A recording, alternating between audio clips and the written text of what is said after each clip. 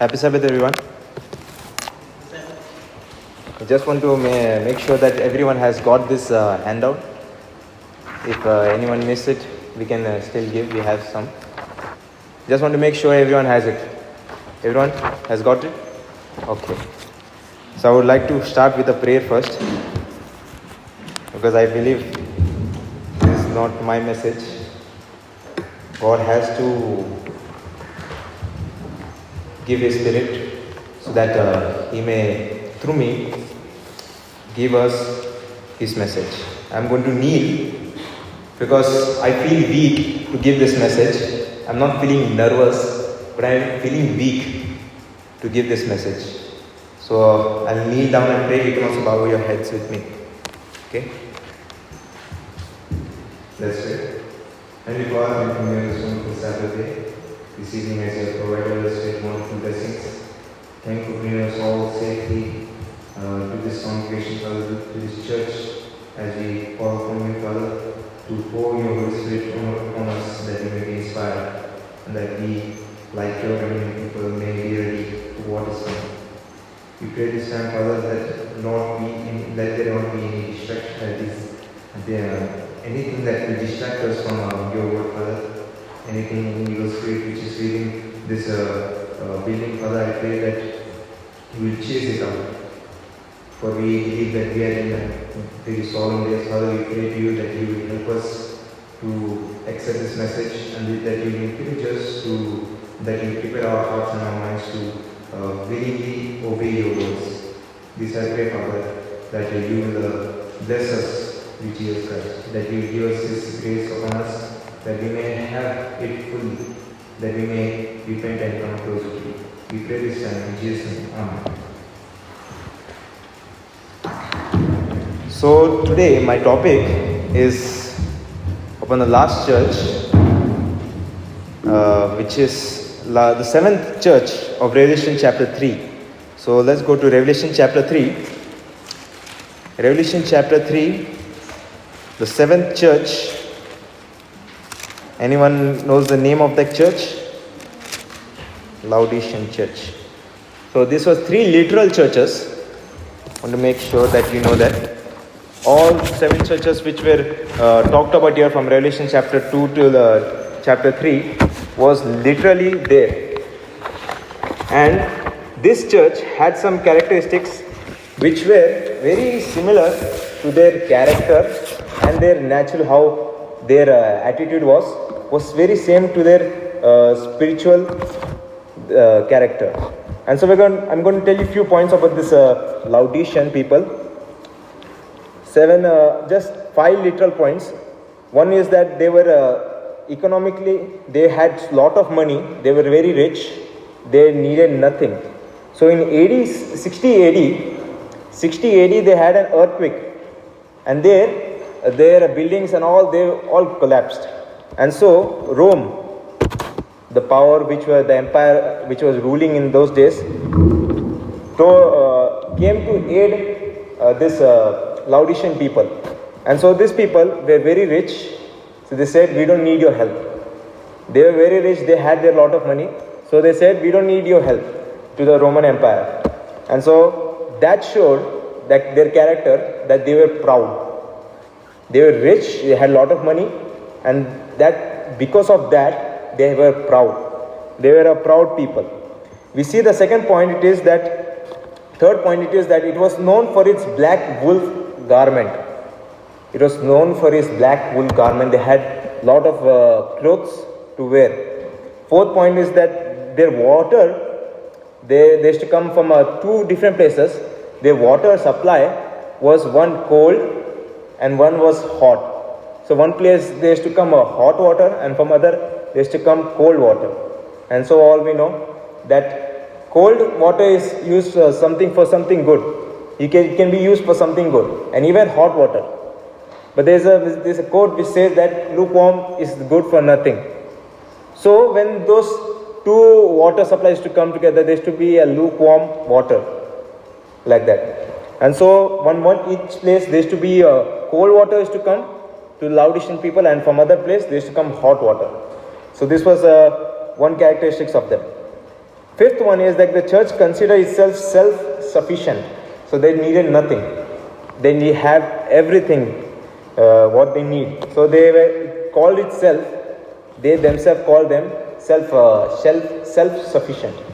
We're going to look in verse 14, Revelation chapter 3, verse 14. You have to be with me quick because we're going to look at many verses. I just want to finish this part within 7 minutes.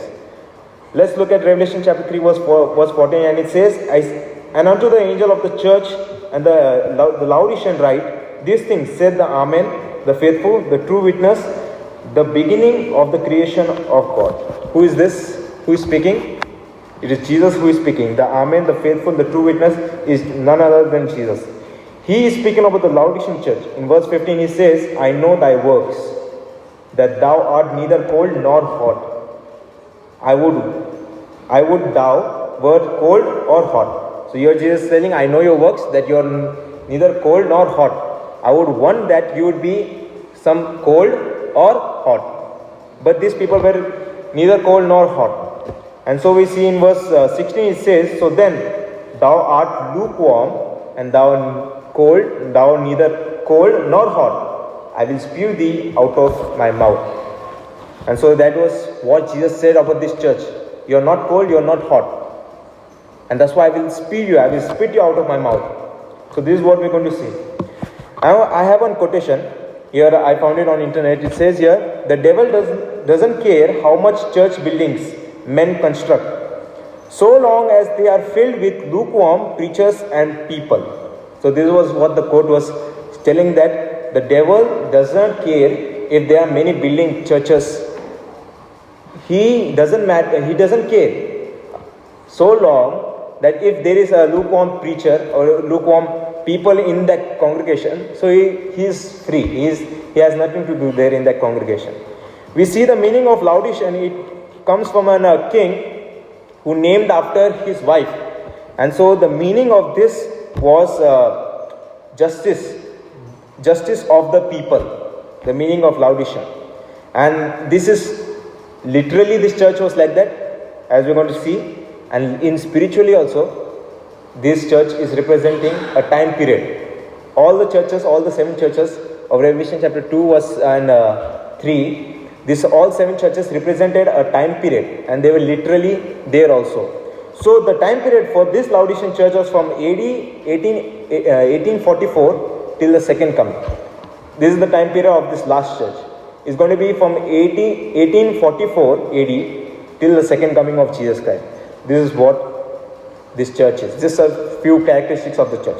We're going to look at some few verses which is necessary to prepare our minds for what message we're going to get from this Revelation chapter 3 verse 14 till verse 22. And so just want to make this thought in your mind, that all 7s lead to heaven. All the 7s lead to heaven. And God ends everything at the number 7. On what day did God ended his creation work? On the 7th day. So you see, God ends everything at the number 7. So I want to ask you this question. How many years passed for the earth? How old is the earth? Anyone? 6,000 years. Okay, 6,000 years.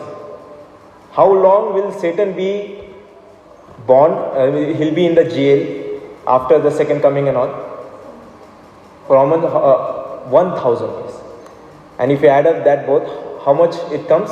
It adds to 7,000 years. Now there is a time period which we have to really focus on, which the Bible teaches us. Just want to tell you this, that you can ask questions after we finish this within 15 minutes, I believe. After we finish, you can, if you have any questions, you can keep that in your mind or write it down somewhere so that you can ask it afterwards. So you're going to see that there was a time period, God gave limited time period. And so there are Bible verses which I could go through, but I don't want to waste much time. So I would just tell you in summary that for everything there is a limit. And you all know, for everything God has kept a limit. No one can keep sinning and going forever. He has a limit, He has set a limit for everything. And so one example I would give you to you, that Israel nation. Did God give them a limit? Yes. That God said you can see that prophecy in Daniel chapter 9, verse 24 and all.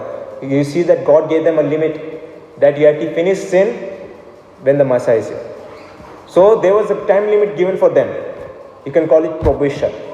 So we're going to see the beginning things, what happened, how sin came and all, to create that way to help us understand till this at this end time what we are coming to see. So let me tell you, there are 6,000 years past for the earth, and 1,000 years will happen after second coming, where Satan will be bound, and then if you add that, you get 7,000 years, and God will end the great controversy after that 7,000 years.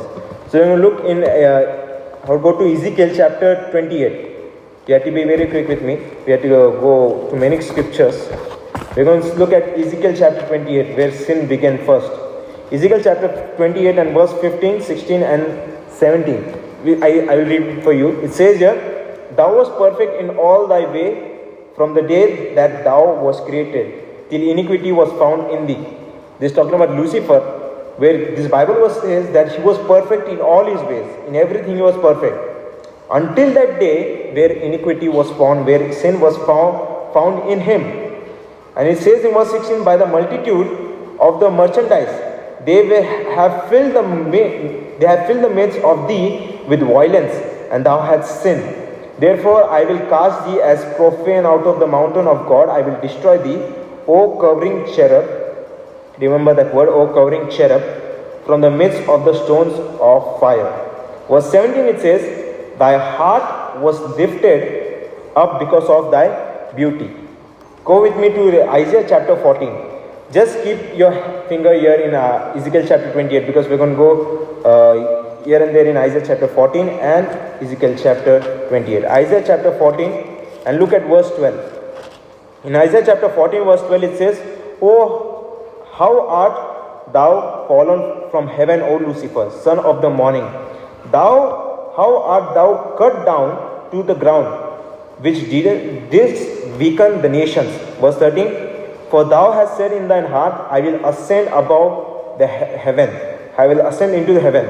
I will exalt my throne above the stars of God. I will sit also upon the mountains of the congregation, in the sides of the north. I will ascend, verse 14, I will ascend above the heights of the clouds. I will be like the Most High. Just want to go a little bit out of topic about verse 14. When we were having a Bible study, that was last year, and we were going through this, looking at how sin started, and we see here that God gave me a thought that why did Lucifer said in verse 14 that I will be like the Most High? Why did he say that I will be greater than Most High? Have you ever got that thought? Why he said I will be like the Most High? Because you see, there was no one who was higher than God. So he wanted to become like God. There was no one greater than God, so he didn't say that. He knew that there was no one greater than God, so he said, I want to be like the Most High. So this was, if you notice in verse 13 and 14, that you will find 5 times Lucifer said that I will. 5 times. And here you see that this Lucifer, when he was lifted up with his pride, because of his beauty, you see that God sent him to the earth. God threw him out of the heaven. We're going to look at Revelation chapter 12 also, because there we're going to see the war. So we see in Isaiah chapter 14, look at verse 17.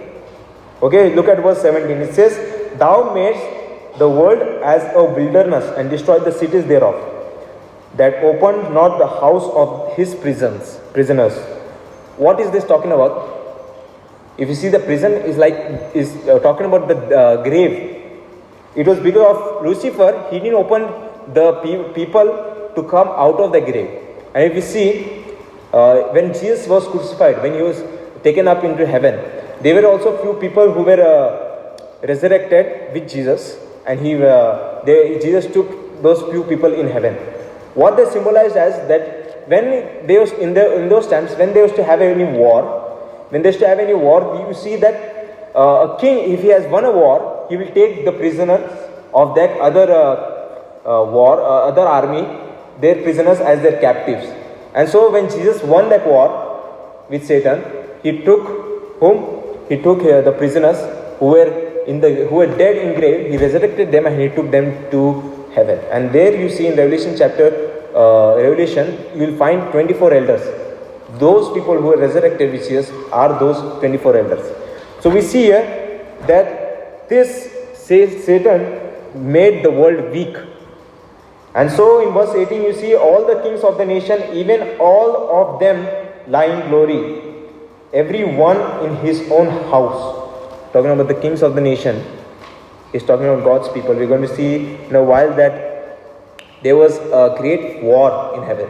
Go with me to Revelation chapter 12, and don't remove your fingers from Isaiah chapter 14 and Ezekiel chapter 28, because we're going to look at what started this great controversy. Go with me to Revelation chapter 12. In Revelation chapter 12, we're going to look at verse 7, 8 and 9. We see here, it says, and there was a war in heaven. Michael and his angels fought against the dragon, and dragon fought against his angels. So Jesus fought against dragon, the Satan. You find in verse 9 it says that the dragon is Satan. You see here in verse 8 it says that the dragon did not prevail, was not able to overcome Jesus. And so what? There was neither was their place found any more in heaven. But heaven is a very big, huge place. How come this verse says that there was no place found for Lucifer and his angels in heaven? It was talking about sin. They all sin against God, and because of that sin, they had no place in heaven. So if you want to be with God in heaven, there has to be zero sins in us. For if there is even 1 point or 1 dot of sin in us, God will not take us to heaven. That is why you see here that there was no place found for him, for Lucifer and his angels in heaven. Same, if we have sin in us, there will be no place for us in heaven. So we see afterwards God, through verse 9 you see, and this great dragon was cast out, and the old serpent called devil, Satan, who deceived the whole world, he was cast out into the earth. He was cast where? Into the earth. And his angels were cast out with him.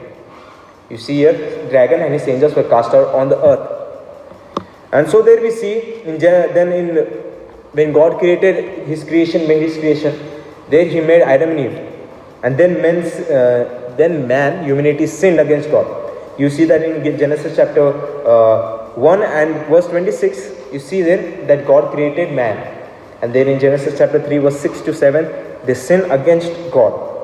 Now you can leave Revelation chapter 12, but don't remove your fingers from Isaiah chapter 14 and Ezekiel chapter 28. We're going to go to Genesis chapter 3 and look at verse 14. We see this, Genesis chapter 3 verse 14 is the first promise God gave to man. Genesis chapter 14 verse 15, we're going to look at this first promise which God gave to us. It says here, and I will put enmity between thee and the woman, because thy seed and her seed, between thy seed and her seed, and he shall bruise thy head, and thou shalt bruise his heel. Let me ask you this question. When was the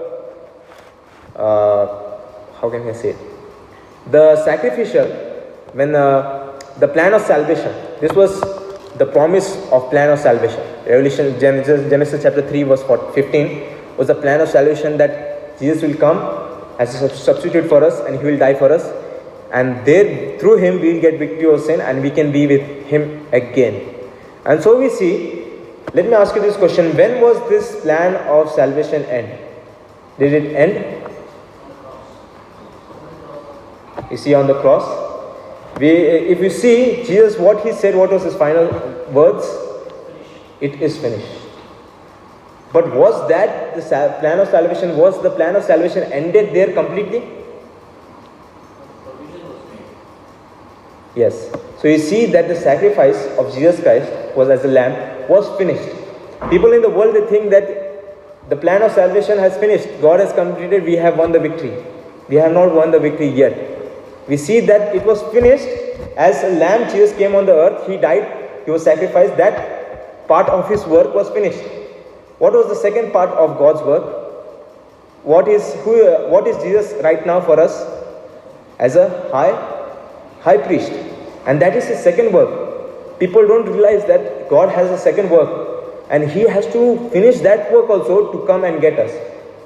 So we see people think that Satan has already lost. But we know, if you study the Bible, if you study the sanctuary, you find out that Satan can still win this war. Satan can still win it. You know how? If Satan can keep Jesus in the most holy place for a long time, till beyond the limit, then Satan can win. So what is the work of Jesus right now as high priest? He has to take our sins so that he may prepare a people who are sinless, and through that sinless people he will take the gospel to the world. And there, that verse in Matthew chapter 24 verse 14, it says that the gospel of this world, the gospel will be taken through the whole world, and then the end shall come. You see that God wants a clean people who are sinless, so that through that sinless people he may take the gospel to the world, and there like that he will accomplish his work within months. How many in one day, when the Holy Spirit was given to the disciples, 12 people, in one day they baptized 3,000. You can read that in Acts chapter 2. That they baptized 3,000 people in one day. And later on in Acts chapter 5, I believe, that they baptized 5,000. They're baptizing people, they're saving their souls very quickly. How is that possible? Through the Holy Spirit. And so you see, God cannot give us the Holy Spirit if we don't have a clean, sinless people. And so you're going to find out something, there's going to be a shaking. We're going to see that in this end. We're going to look at Ezekiel chapter 28 again. Ezekiel chapter 28. We're going to see something that God has given us a duty. Our work on earth is to give the message to the world. And there will be one more work for us in heaven. You know, we have a work in heaven also. Ecclesiastes chapter 28, and we'll look at verse 17 again. Ezekiel chapter 28, Ezekiel chapter 28 verse 17. It says here, thy heart was lifted up because of thy beauty. There it says, thou hast corrupted thy wisdom, thou hast corrupted thy wisdom by reason of thy brightness. I will cast thee to the ground. This line, next line is very important. I will lay thee before kings, that they may behold thee. Can you tell me who are these kings? Front of whom God will keep Satan. Front of these kings, who are these kings? Who are they? You can see it's plural. It's not even king, maybe because people can think that king, then it can be Jesus.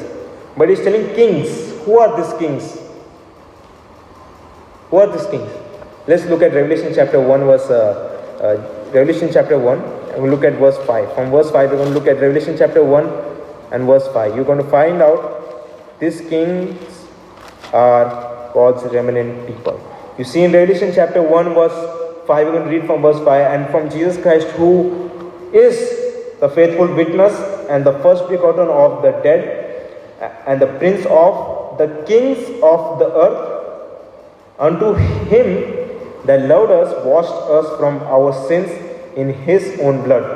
Verse 6 it says, and had made us kings and priests unto God and his Father. To him be glory and dominion forever and ever. Amen. So you see who are these kings?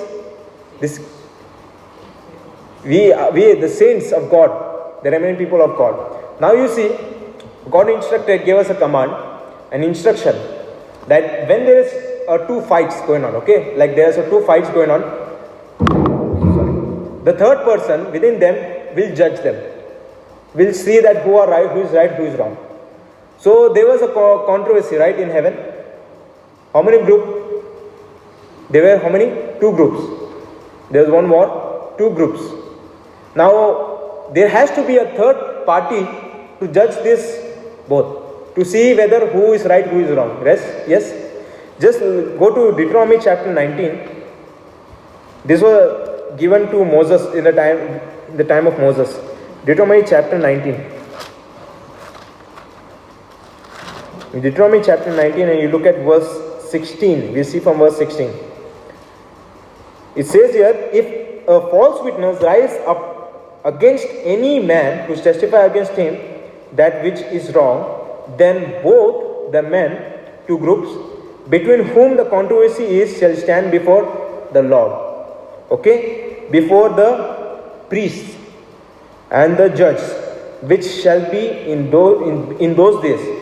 And the judge shall make a diligent inquisition, and behold, if the witness be false witness and had testified falsely against his brother, then shall ye do unto him as he had thought. So we see here that there were two groups. One war, the third party has to judge. Now there was two groups in heaven. One was God's party and second was Satan's party. There has to be a third party to judge, to make a diligent inquisition. Yes? Yes. Just go with me to 1 Corinthians chapter 6. 1 Corinthians chapter 6. To give you proof that yes, we are going to judge some heavenly beings who are greater than us, who are powerful than us. 1 Corinthians chapter 6. In 1 Corinthians chapter 6, here we see in verse 3, we will read from verse 3. Know ye not that we shall judge who? Angels. How much more things that pertain to this lifetime. So if we are going to judge angels, let me make this clear. Which type of angels? Are we going to judge the righteous angels too? Not righteous, no? Yes, not righteous. Because we see, they have not done anything wrong. God has not done any wrong, so we cannot judge God, we cannot judge His heavenly beings. So who we are going to judge is the Lucifer and his angels. So can you think that God has given us this work to judge whom?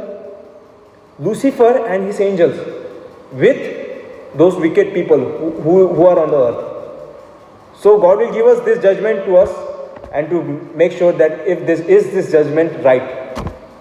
And so because of this, Satan fears that there should be no one to judge him. He fears that. That's why there in Ezekiel chapter 28 it says in verse 17 that God says, I will lay thee before kings for what? To be judged. That's why it says they will behold thee. They will judge thee.